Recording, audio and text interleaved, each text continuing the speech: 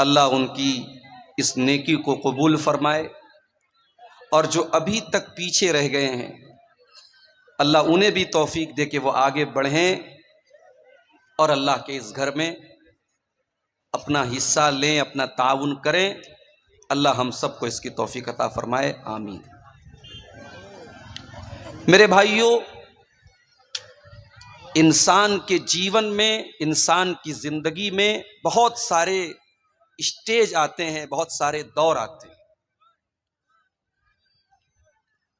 एक दौर होता है जब इंसान बच्चा होता है। बचपन के जमाने में इंसान की जिंदगी बहुत लिमिटेड होती है। आप देखते होंगे हम बच्चों को खिलौना दे देते हैं, बच्चा खेलता रहता है, जितनी देर जाग रहा है खेल रहा है। उसकी जिंदगी में कोई टेंशन नहीं है, क्या खाना है, कब खाना है, कितना कमाना है, कोई टेंशन नहीं। एक दौर वो होता है। फिर बच्चा थोड़ा बड़ा होता है, स्कूल जाने लगता है। अब उसकी जिंदगी में एक टेंशन बढ़ गई कि साहब मुझे स्कूल जाना है, पढ़ाई करना है। कभी कभी आप देखते होंगे, मेरी 6 साल की बच्ची है, कभी कभी सुबह स्कूल के लिए उठाओ तो कहती है नहीं पापा आज मैं स्कूल नहीं जाऊंगी, रोने लगती है। बच्चों को बड़ा पहाड़ लगता है, ये क्या टेंशन मेरी जिंदगी में आ गई, आराम से सो रहे थे, हमारे माँ बाप हमको उठा रहे हैं। बच्चा स्कूल गया, पढ़ाई किया, घर आया, स्कूल से मदरसे से जो होमवर्क मिला वो किया, फिर खेल रहा है। अभी भी उसकी जिंदगी में कोई टेंशन नहीं है,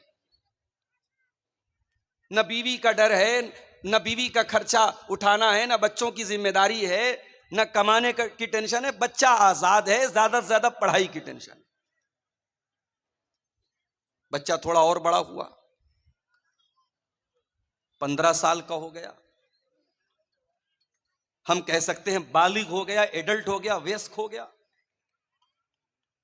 अब थोड़ा सा वो समझदार हो गया।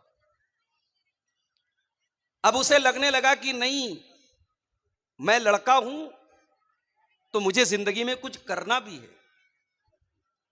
मेरे बाप मजदूरी कर रहे हैं, मेहनत कर रहे हैं, मुझे पढ़ा रहे हैं, मुझे भी कुछ उनका सपोर्ट करना है। बहुत सारे बच्चे 15-16 साल की उम्र में जिम्मेदारी भी उठाने लगे। लड़की बड़ी हुई, उसको दिमाग में ये बिठाया गया तू लड़की है, आज इस घर में है, कल कहीं और जाना है तुझे, तेरे रिश्ते तलाश किए जा रहे, तेरी शादी हो जाएगी, तू किसी की बीवी बनेगी, किसी की बहू बनेगी। कल तक वो लड़की गुड्डी गुड्डा से खेलती थी, अब उसके दिमाग में एक टेंशन आ गई, यार अब ये शादी करना पड़ेगा। रिश्ता देखने के लिए औरतें आई, चाय नाश्ता दिया गया, रिश्ता देख के वापस गई, बोली लड़की थोड़ी सांवली है, नहीं चलेगी। पैदा करने वाला तो अल्लाह है ना, किसी को गोरा बनाया, किसी को सांवला बनाया, किसी को काला बनाया। भाई हमारे बस में तो नहीं है। मां जब बच्चे को जन्म देती है तो मां के बस में तो नहीं कि काले बच्चे को गोरा बना दे, लंबे को नाटा बना देगी, तो उसके बस में नहीं है। लेकिन रिश्ते की औरतें आती हैं रिश्ता देखने, क्या कह के रिजेक्ट करती हैं, लड़की तो अच्छी है, थोड़ी सी नाक चिपटी है, थोड़ा सा रंग दबा हुआ है। अब वो लड़की जो बेचारी सज करके संवर करके आई थी, मेकअप करके आई थी, चाय लेकर के आई थी रिश्ता देखने वाली औरतों के सामने, और वो जब रिजेक्ट कर देती है तो ये जो रिजेक्ट हो जाने का जो असर है वो लड़की के दिमाग में मायूसी पैदा करता है। बहुत सारी लड़कियां बीमार पड़ जाती हैं जब बार बार उनका रिश्ता लोग देखने आते हैं और रिजेक्ट करके चले जाते हैं। कुछ लड़कियां ऐसी भी होती हैं, बड़ी पढ़ी लिखी हैं, दीनदार हैं, नमाजी हैं, पर्दा करने वाली हैं, किरदार की अच्छी हैं, कैरेक्टर की अच्छी हैं, बस बेचारी थोड़ी सी सांवली है। उनका रिश्ता जब बार बार रिजेक्ट होता है तो उनको तकलीफ होती है, उनको दर्द होता है कि हमें क्यों रिजेक्ट किया जा रहा है। बहुत सारे केस में ऐसा भी होता है, रिश्ता पसंद आ जाता है, शादी हो जाती है। तो इंसान का बचपन अलग था, बचपन के बाद लड़कपन अलग था, लड़कपन के बाद जवानी अलग है, अब जवानी के बाद जब शादी हुई तब की जिंदगी अलग है। शादी हो गई, बच्चे पैदा हो गए, अब कल तक अकेला था, कोई जिम्मेदारी सर पे नहीं थी। शादी हो गई तो बीवी की जिम्मेदारी उसके ऊपर आ गई। मार्केट जा रहा है तो अब उसको बीवी के मेकअप का आइटम भी खरीदना है, कपड़ा लेने जा रहा है तो बीवी का सूट भी लेना है, बीवी का दुपट्टा भी लेना है, बीवी का जूता चप्पल भी उसको लेना है। खर्चे बढ़ गए, जिम्मेदारी बढ़ गई। फिर जब वो साहिब औलाद हो गया, अब जिंदगी थोड़ी सी और चेंज हो गई, बदल गई। अब उसे डाइपर भी लेना है, उसे बेबी सोप भी लेना है, उसे बेबी क्रीम भी लेना है, उसे बेबी पाउडर भी लेना है, उसे बच्चे का पालना भी लेना है, बच्चे का झूला भी लेना है। अब जिंदगी में खर्चे बढ़ गए, जिम्मेदारी बढ़ गई। बच्चा बड़ा हुआ, अब बच्चे का स्कूल में एडमिशन कराने का सरदर्द शुरू हो गया। स्कूल का एडमिशन करा दिया तो किताबें भी दिलानी है, मंथली फीस भी भरना है, ट्यूशन की फीस भी भरना है। मेरे प्यारे साथियों, अब जिंदगी में जिम्मेदारी बढ़ती चली जा रही है। और आगे बढ़ो, अब बच्चे बड़े होने लगे, बेटी बड़ी होने लगी, बेटा बड़ा होने लगा। बेटे का कैरियर क्या बनेगा, बेटा जॉब करेगा या बिजनेस करेगा, बेटा बड़ा होकर के क्या करेगा, अब ये टेंशन भी उसको पैदा हो गई। बेटी बड़ी हो गई तो बेटी की शादी कहां करना है, किससे करना है, कैसा रिश्ता देखना है, अब ये टेंशन उसके अंदर आ गई। जिंदगी दिन ब दिन टेंशन पर टेंशन देती चली जा रही। इसीलिए अल्लाह कुरान में कहता है, लक़द खलक़नल इंसान फी कबद, हमने इंसान को इस तरीके से पैदा किया है। इंसान जिंदगी भर स्ट्रगल करता है, संघर्ष करता है, मेहनत करता है, कद्दो काविश करता है। इंसान की जिंदगी में दिन ब दिन टेंशन बढ़ती चली जाती है। जिंदगी टेंशन का नाम है मेरे भाई। दुनिया में कोई ये कहता है मुझे कोई टेंशन नहीं, झूठ बोलता है। सबको टेंशन है। यह अलग बात है कि कोई अपनी टेंशन को दिल और दिमाग पे लेके परेशान रहता है और कोई मस्त मौला जिंदगी गुजारता है। वो एक जुमला बोलते हैं ना कि टेंशन लेना नहीं चाहिए, टेंशन दे देना चाहिए। टेंशन लेने से क्या फायदा है? टेंशन लेने से, दिमाग खराब करने से टेंशन खत्म तो नहीं हो जाएगी, मसला हल तो नहीं हो जाएगा। उससे बेहतर है मुस्कुराओ, हंसो, टेंशन आएगी देखा जाएगा। कुछ लोगों की लाइफ स्टाइल ऐसी होती है। तो जिंदगी के ये अलग अलग चरण हैं, अलग अलग स्टेज हैं, अलग अलग दौर हैं। अब जो आयत करीमा मैंने आपके सामने पढ़ी है खुतबे मसनूना के बाद, ये सूरह हदीद की आयत नंबर 20 है, आयत नंबर 20 है। इस आयत में अल्लाह ताला ने एक आयत में इंसान के जीवन में जितने चरण आते हैं, अब बंगला में इसको क्या बोलते हैं मुझे नहीं मालूम, हिंदी में चरण बोलते हैं, इंग्लिश में स्टेज बोलते, स्टेजेस। इंसान की जिंदगी में जितने स्टेजेस आते हैं, जितने चरण आते हैं, जितने दौर आते हैं, एक आयत में अल्लाह ताला ने वो सारे दौर भी बयान कर दिए और फिर दुनिया की हकीकत भी अल्लाह ने बयान कर दी और हमें किसकी तैयारी करना चाहिए अल्लाह ने ये भी बयान कर। इस एक आयत को समझ लिया आपने तो आज की तकरीर आपको समझ में आ जाएगी इंशाअल्लाह। कुरान का 27वां पारा, सूरह हदीद की आयत नंबर 20। एलमू अन्नमल हयातुद दुनिया लइबुन व लहवुन व ज़ीनतुन व तफाखुरुम बैनकुम। एक बात बोलूं, यूट्यूब पर जाओ और सर्च करो सूफी अब्दुल रशीद। ये अफ्रीका के कारी हैं, क्या नाम है? सूफी अब्दुल रशीद। बिल्कुल अफ्रीकन कैसे होते, गोरे तो नहीं, काले ही होते हैं। ये काले हैं, अफ्रीका के हैं, काले हैं। अल्लाह अकबर, क्या कुरान पढ़ते हैं, कभी रात में ईयरफोन लगा के सूफी अब्दुल रशीद की कोई तिलावत सुनो, यही आयत जो मैं पढ़ रहा हूं ये उनकी आवाज में सुनो, अल्लाह की कसम खा के कहता हूं म्यूजिक भूल जाओगे। ये जो म्यूजिक सुन करके सुकून मिलता है ना, ये दिल के मुर्दा होने की अलामत है। ये इस बात की निशानी, ये संकेत है कि तुम्हारा दिल मुर्दा हो चुका है, तुम्हारे दिल में कुरान की मोहब्बत खत्म हो चुकी है, तुम्हें म्यूजिक से सुकून मिलता है। अल्लाह कुरान में कहता है ला बिज़िक्रिल्लाहि तत्मइन्नुल कुलूब, मेरे ईमान वाले बंदों के दिलों को अल्लाह के जिक्र से सुकून मिलता है, कुरान से सुकून मिलता है। सहाबे किराम कुरान को पढ़ा करते थे, कुरान को सुना करते थे, हमारे प्यारे नबी कुरान को पढ़ा करते थे, कुरान को सुना करते थे।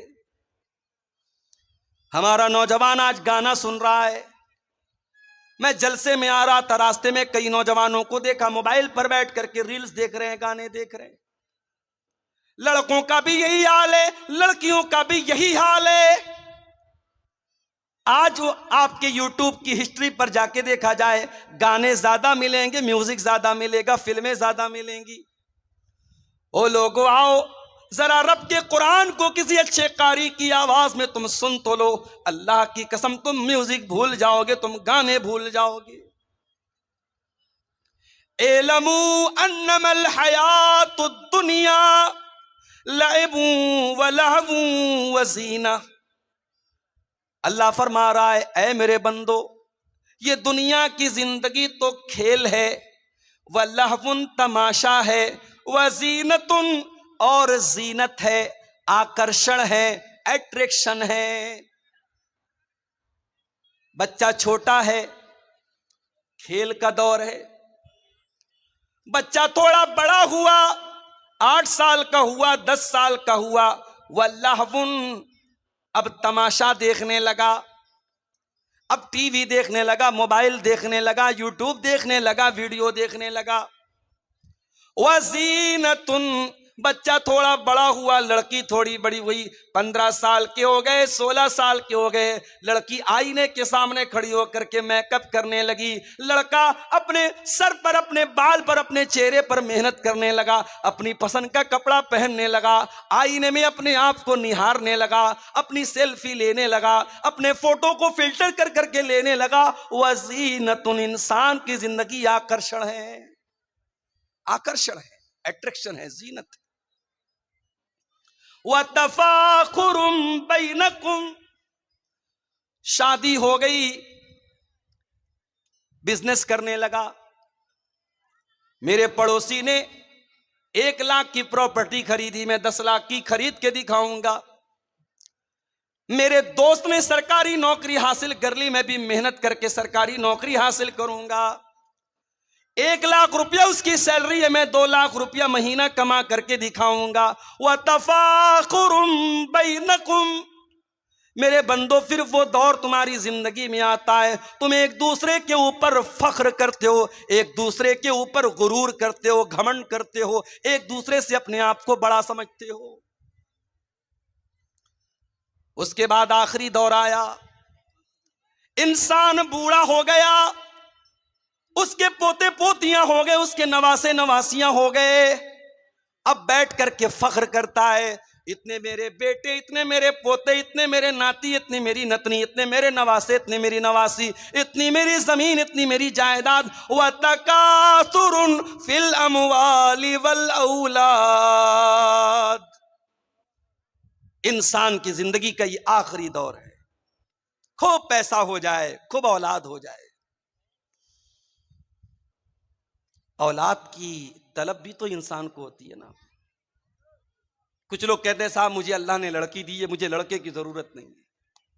हो सकता है कि आपको अल्लाह ने लड़की दी है, लड़का नहीं है, आप अपनी लड़कियों पर खुश हैं, ये हो सकता है, मगर ये कहना कि लड़के की जरूरत नहीं है, ये गलत है। लड़के की जरूरत तो नबियों को भी पड़ी है, नबियों ने अल्लाह से बेटा मांगा है। इब्राहिम अलैहिस्सलाम को देखो, बूढ़े हो गए, कोई बेटा उनका नहीं है, बाप ने घर से निकाल दिया है। अल्लाह की तौहीद की दावत दे रहे हैं, सारी दुनिया उनकी दुश्मन बनी हुई है। इब्राहीम अलैहिस्सलाम अल्लाह से दुआ करते हैं, रब्बी हबली मिनस सालिहीन, परवरदिगार मुझे नेक बेटा अता फरमा। बेटा मांगा। हमारे नबी को भी अल्लाह ने बेटा दिया। यह अलग बात है जो बेटा पैदा हुआ, कासिम पैदा हुए बचपन में इंतकाल कर गए, अब्दुल्ला पैदा हुए बचपन में इंतकाल कर गए, तीसरा बच्चा पैदा हुआ हजरत मारिया के पेट से। अल्लाह के नबी ने बड़े शौक से अपने बच्चे का नाम इब्राहीम रखा। अपने बाप, अपने जद्दी अमजद हजरत इब्राहीम अलैहिस्सलाम के नाम पर अपने बच्चे का नाम रखा। अकीका भी किया आपने, नाम भी रखा अपने बच्चे का। अरब के दस्तूर के मुताबिक आपने बच्चे को दूध पीने के लिए दाई के हवाले कर दिया, देहात भेज दिया। यह अलग बात है, अल्लाह ने मेरे नबी की तकदीर में यह भी लिखा था कि ऐ मेरे नबी, आपका कोई बेटा जवान नहीं हो पाएगा, जवान नहीं होना है किसी बच्चे को। तीसरा बेटा पैदा हुआ इब्राहीम। जब यह बच्चा 1.5 साल का हुआ और देहात में एक आदमी के घर में रहता था, वहीं यह बच्चा दूध पीता था, वहीं रहता था। बच्चा बीमार हो गया। अल्लाह के नबी को बताया गया कि आपका बेटा बहुत बीमार है। आप सहाबे किराम को लेकर के पहुंचे। आपने बच्चे को गोद में लिया। आप अल्लाह के नबी हैं, आखिरी नबी हैं। आपसे मजबूत कलेजा किसका हो सकता है, आपसे मजबूत दिल किसका हो सकता है। मगर औलाद की मोहब्बत तो मेरे नबी के सीने में भी मौजूद थी। आपने देखा मेरा इकलौता बेटा आखिरी सांसें ले रहा है, दम तोड़ रहा है। अल्लाह के प्यारे नबी की आंखों से आंसू जारी हो जाते हैं, आपकी आंखों से आंसू गिरने लगते हैं। और सहाबे किराम अपने नबी को रोता हुआ देख करके कहते हैं, अल्लाह के नबी, ये हम क्या देख रहे हैं, आप रो रहे हैं, आपकी आंखों से आंसू बह रहे हैं।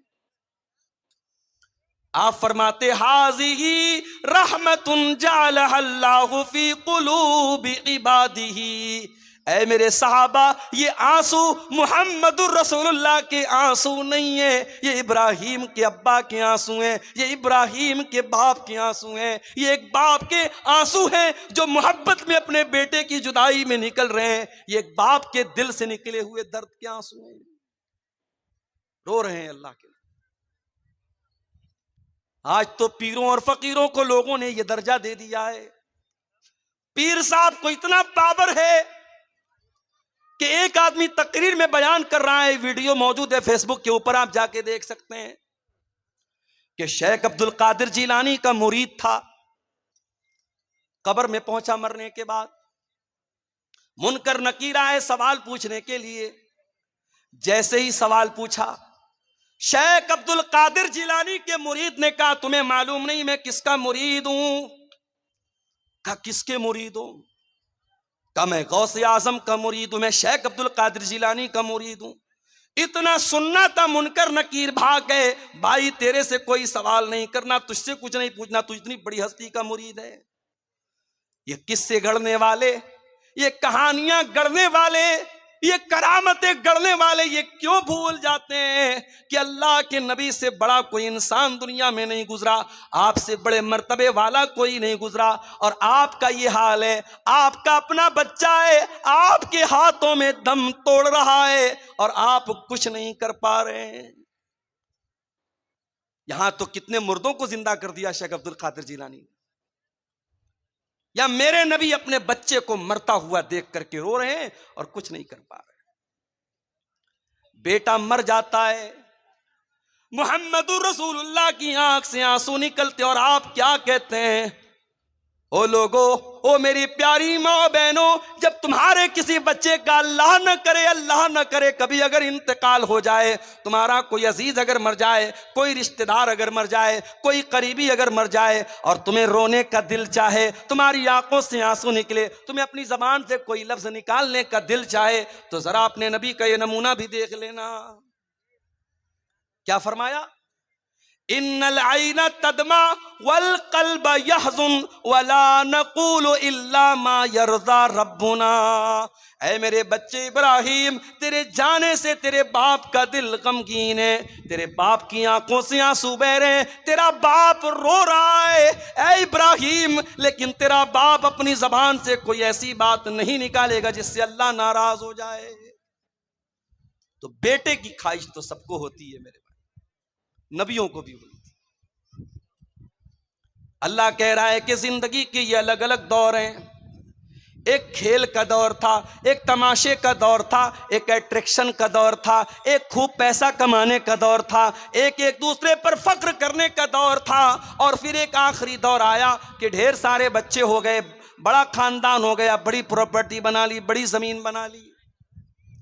अब जरा गौर से सुनना सिमरिया वालों, अब अल्लाह ताला दुनिया की एक मिसाल बयान कर रहा है। कमसल गैसिन आजबल कुफ्फार नबातुहु। मेरे बंदो, दुनिया की मिसाल अल्लाह बयान कर रहा है जैसे बारिश होती है। जब बारिश होती है तो सबसे ज्यादा कौन खुश होता है? किसान खुश होता है। किसान खुश होता है। बारिश ना हो किसान खुदकुशी कर लेता है, और बारिश सही समय से हो जाए किसान खुश हो जाता है। बारिश हो रही है, अब खेती लहलहाने लगी, हरी भरी हो गई। अल्लाह फरमाता है मेरे बंदों, मैं दुनिया की मिसाल दे रहा हूं। बारिश हुई, खेती हरी भरी हो गई। तुम यही जो तुमने धान का खेत लगाया, तुमने मकई का खेत लगाया, तुमने गेहूं का खेत लगाया, एक टाइम ऐसा आया ये हरी भरी जो खेती थी ये पीली हो गई, पक गई, तैयार हो गई। गेहूं तैयार हो गया, धान तैयार हो गया, मकई तैयार हो गई। सुम्मा यही जो फतराहु मुस्फर्रा, कल तक जो पौधे हरे हरे थे आज पीले पीले हो गए, आज पक करके तैयार हो गए। सुम्मा यकूनु हुतामा। पीछे कौन लोग बात कर रहे हैं? एकदम उनको हटाओ यहां से पहले। इतनी तमीज नहीं, स्टेज के पास माइक के पास बैठ के बात कर रहे हैं। सुम्मा यकूनु हुतामा, फिर ये खेती जब पक करके तैयार हो गई उसको काट दिया गया। कोई खेती अपने खेत में कट करके उसको छोड़ा नहीं जाता, काट दिया जाता है जब तैयार हो जाती है। अभी मेरे पास जयनगरा कोई जगह है, जयनगर या जयनगरा इसी कटिहार में, वहां के लोग मेरे पास आए, नवंबर में टाइम मांग रहे थे। मैंने कहा भाई दिसंबर में ले लो। बोले नहीं मौली साहब, अभी मकई कटी है, अब दिसंबर में जब आप मांग रहे टाइम दे रहे हैं तो उस टाइम फिर हमारी दोबारा खेती लग जाएगी, हम नहीं दे सकते। खेती का समय होता। मैं किसान नहीं हूं, मैं खेती नहीं करता हूं, लेकिन खेती करने वालों के साथ रहते हुए इतना जान गया हूं कि खेती करने का एक टाइम है, खेती काटने का एक टाइम है। खेती तैयार तो फिर उसको कोई रोकता नहीं, खेती को काट लिया जाता है। अल्लाह फरमाता है सुम्मा यकूनु हुतामा, फिर खेती को काट लिया जाता है। ऐ मेरे बंदो, तुम्हारी दुनिया की जिंदगी भी ऐसी ही है। तुम्हारी जवानी जब होती है तुम हरे भरे होते हो, फिर बुढ़ापा आता है, 40 साल के हो गए, 50 साल के हो गए, अब तुम पक चुके हो, पीले पड़ चुके हो।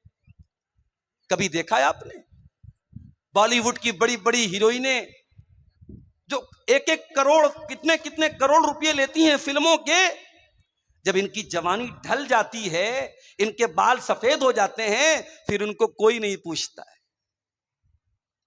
उम्र खत्म हो गई, अट्रैक्शन खत्म, सौंदर्य खत्म, ब्यूटी खत्म।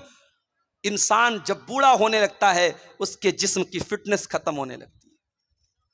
कोई लाखों में हजारों में कोई एक होता है जो बहुत ज्यादा कसरत करता हो, बहुत ज्यादा जिम जाता हो, बहुत ज्यादा अपनी ग़िज़ा पे ध्यान देता हो, तो वो भी 50 साल तक 55 साल तक अपने आप को मेंटेन रखेगा। फिर उसके बाद तो उस पर भी बुढ़ापा आना है ना भाई। बुढ़ापे की कोई दवा नहीं है, बुढ़ापे का कोई इलाज नहीं। अल्लाह फरमाता है मेरे बंदो तुम कल तक हरे भरे थे, आज बुढ़ापा आ गया, पक गए। सुम्मा यकूनु हुतामा, और जिस तरीके से खेती जब पक जाए तो खेती को काट लिया जाता है, ऐ मेरे बंदो एक दिन ऐसा आएगा, मौत का फरिश्ता आएगा और तुम्हें काट डालेगा, तुम्हें खत्म कर देगा। इसी गांव के एक साहब ने बताया 2 साल का बच्चा तालाब में डूब करके इंतकाल कर जाता है, मां बाप सब्र करने के सिवा कुछ नहीं कर पाते। इसी कटिहार के एक भाई ने बताया उनके वालिद रास्ते से जा रहे थे, बाइक से एक्सीडेंट होता है, वालिद साहब ऑन द स्पॉट इंतकाल कर जाते हैं। कितने हाथ से अपनी आंखों से हम देखते हैं, कितने जवानों के जनाजे अपने हाथों से हम उठाते हैं। मरने वाले बच्चे भी होते हैं, मरने वाले जवान भी होते हैं, मरने वाले बूढ़े भी होते हैं। मौत का फरिश्ता कभी यह देख के नहीं आता कि आपकी उम्र हो गई कि नहीं। मौत का फरिश्ता अल्लाह के हुक्म से आता है। सुम्मा यकूनु हुतामा, एक दिन तुमको कट जाना है, मर जाना है, दुनिया से चले जाना है। कब तक रहना है नहीं पता, 40 साल भी रह सकते हो, 50 साल भी रह सकते हो सकता है कि कल की सुबह का सूरज भी तुम न देख पाओ। मेरे बंदो ये दुनिया की जिंदगी खत्म हो जाएगी। वफिल आखिरति अज़ाबुन शदीदुन व मग़फ़िरतुम मिनल्लाहि व रिज़वान, और जब अल्लाह ताला के पास जाओगे तो वहां 2 रास्ता है, एक तरफ अल्लाह का अज़ाब है, एक तरफ जहन्नम की आग है, और दूसरी तरफ अल्लाह ताला की नेमत है, अल्लाह की जन्नत है, अल्लाह की रजा है। अब तुम तय कर लो तुमको जन्नत में जाना है कि जहन्नम में जाना है। तुम तय कर लो, तुम डिसाइड कर लो, तुम फाइनल करो। वमल हयातुद दुनिया इल्ला मताउल गुरूर, और ये दुनिया की जिंदगी जिस पर तुम इतना फख्र करते हो, इतना नाज करते हो, जिस दुनिया की जिंदगी के लिए तुम कितना हराम काम करते हो, कितना नाजायज काम करते हो, ये दुनिया तो धोखे का सामान है। दुनिया तो धोखा है, धोखा। बड़े बड़े बादशाहों ने जब महल बनाया तो क्या ये सोच के बनाया कि मैं मर जाऊंगा? नहीं। फिरौन इतना बड़ा बादशाह, मूसा अलैहिस्सलाम बात करने के लिए आए तो फिरौन कह रहे चुप, तू बात मत कर। तो इससे मैं क्यों बात करूं, तू है कौन? मूसा अलैहिस्सलाम ने कहा मैं अल्लाह का रसूल हूं। कहा कि अरे जाओ, तुम रसूल बन गए, मैं जानता नहीं क्या तुमको, मेरे महल में तुम पले बड़े हो, मैं जानता हूं, तू तो ढंग से बात नहीं कर सकते हो, तुम क्या नबी बनोगे? फिरौन ने हजरत मूसा का मजाक उड़ाया, क्योंकि मूसा अलैहिस्सलाम बचपन में एक आग की चिंगारी से उनकी जबान कट गई थी, इसलिए उनकी जबान में लड़खड़ाहट थी। अल्लाह की कुदरत देखो, जिस पैगंबर की जबान में लड़खड़ाहट है, उस पैगंबर को अल्लाह ताला आसमान पहाड़ पे बुलाता है, कूहे तूर पे बुलाता है, और उस पैगंबर से अल्लाह कलाम करता है, बातचीत करता है। और जब मूसा अलैहिस्सलाम से अल्लाह ताला ने कलाम किया तो मूसा अलैहिस्सलाम दुआ करते हैं, रब्बिश्रह ली सदरी व यस्सिर ली अमरी वहलुल उक़दतम मिन लिसानी यफ़क़हू क़ौली। परवरदिगार मेरे सीने को मेरे लिए खोल दे, मेरे मामले को मेरे लिए आसान बना दे, और अल्लाह मेरी जबान की लुकनत को दूर कर दे, मेरी जबान की गिरे को दूर कर दे, मेरी जबान की लड़खड़ाहट को दूर कर दे, यफ़क़हू क़ौली, ताकि लोग मेरी बात को समझ सकें। तो फिरौन ने मजाक उड़ाया, अरे जाओ, तुम क्या बात करोगे? अल्लाह का मजाक उड़ाया, मूसा अलैहिस्सलाम का मजाक उड़ाया। कहा कि ऐ मूसा, मैं इतना बड़ा बादशाह हूं, हाज़िहिल अनहारु तजरी मिन तहती, ये बड़ी बड़ी नदियां, ये दरियाए नील, ये दरियाए कुलजुम, ये बड़े बड़े बड़ी बड़ी नदियां, ये बड़ी बड़े बड़े बड़े दरिया मेरे महल के नीचे से जाते हैं, इन दरियाओं का मैं मालिक हूं, इन नदियों का मैं मालिक हूं। अल्लाह ने कहा अच्छा, तो तुझे अपनी ताकत पे बड़ा नाज है, अपनी बादशाहत पे बड़ा नाज है, अपनी नदियों पे बड़ा नाज है, आ मैं तुझे तेरा अंजाम चखाता हूं। मूसा अलैहिस्सलाम जाने लगे। पीछे फिरौन पीछा कर रहा है, मूसा अलैहिस्सलाम ईमान वाले लोगों को लेकर के जा रहे हैं। सामने दरिया आ जाता है। मूसा अलैहिस्सलाम के साथी कहते हैं इन्ना लमुदरकून, ऐ मूसा अब तो हम अरेस्ट हो जाएंगे, गिरफ्तार हो जाएंगे, पकड़ लिए जाएंगे। सामने पानी है और पीछे फिरौन का लश्कर है। अभी हालात आप देख रहे हैं मुल्क के, क्या हो रहा है। जुल्म की कितनी इंतहा हो रही है। जुल्म करने वाले कल तक जब अवाम से उनका ताल्लुक था तब तक हम इंसाफ की अदालतों में जाकर के इंसाफ के लिए हम दरवाजे खटखटा सकते थे, मगर जब जुल्म का कोड़ा इंसाफ करने वालों के